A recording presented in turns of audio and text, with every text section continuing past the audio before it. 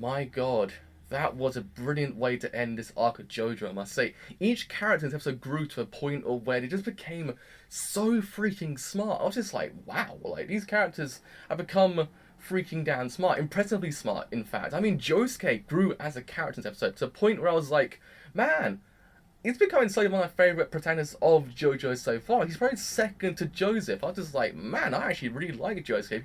The way he uses Crazy Diamond is so freaking fantastic. I love him. That's the main thing I really get from him. I just love it because he actually uses it in such great situations. You kind of think to yourself, wow, he's actually really impressive. Like, in essence, at the end, when he tore up the actual lottery ticket that actually had the 5 million yen on it, and then basically said, okay, so, look, you're gonna get Harvest to actually pick up all these pieces, but then who will put that together? And he goes, Josuke. He goes, yeah, of course it's going to be me. I was like, yeah, of course it is. He's putting a shoe in the other foot. He's just basically saying, look, you just put us through crap, and now I'm basically going to say, look, even if you get this, you won't be able to get the money because I'm going to be the one that has to fix it. So treat me with some respect, otherwise you will not get this money.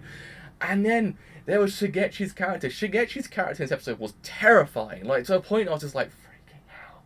Like, he was impressively scary, impressively smart, to a point where I was kind of realizing, has he been in a situation before? Does he just actually has instincts to know how to handle the situations, just to kind of get out of situations, kind of saying, look, you're gonna steal my money? Well, I'm gonna take the money away from you, so screw you, mate, because freaking hell. He put alcohol into the veins of Josuke and Okuyasu and basically made him drunk to a point where they just couldn't move. I was like, freaking hell. I did not expect this from a person like this. I was just like, man, Jesus Christ. He's extremely calculated. He's actually really freaking good at what he does when it comes to money. He will actually get that money, no questions asked. If he's trying to steal that money, he will get it back, no questions. I was just like, damn. Like, really damn. When you put the alcohol into Josuke and Okuyasu's arms and veins, I was just like, yeah, this has got terrifying.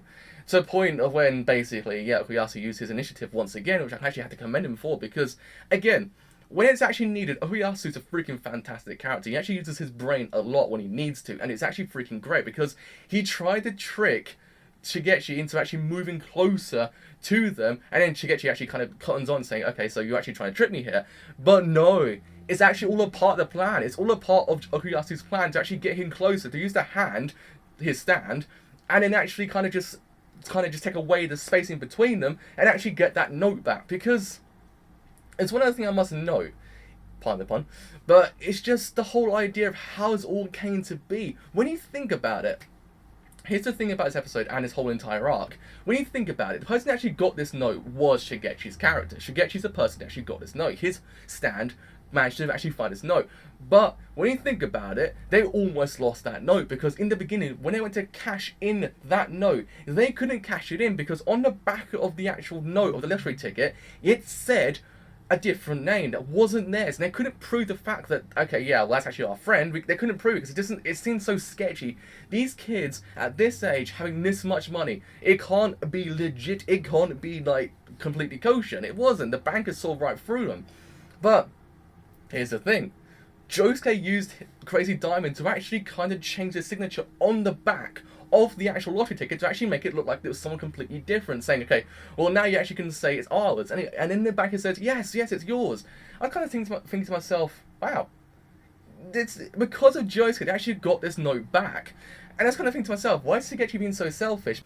But it's this whole idea that he promised this money to Josuke and Okuyasu. He said, yeah, sure, you can have, I promise you can have half. And that was the problem that Shigechi fell into. He promised this, and once he said no, and then basically said, oh, okay, you're not going to get this money, they would chase after him. It's initiative. They would chase after him. They want their money because they were promised this money. So they will chase him down to a point where, I mean, Shigechi said, if you follow me anymore, I will kill you. Because as they were leaving, because in the end, they actually take the note from him saying that we need to keep this note until it actually becomes cash, and then we'll split it. And as they're leaving, say, we should actually reflect this whole idea that we always actually used him. And then what happens? Shigechi actually listens in and says, okay, so this is what your true intentions are. And says, if you follow me right now, I will kill you. I will show you the true power of Harvest.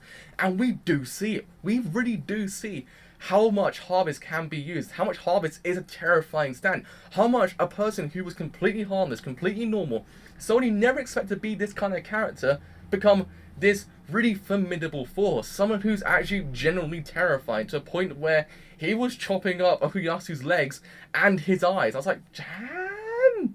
Like, I never expected this from his character. I never really once would dawn on me this character be like this, but he was.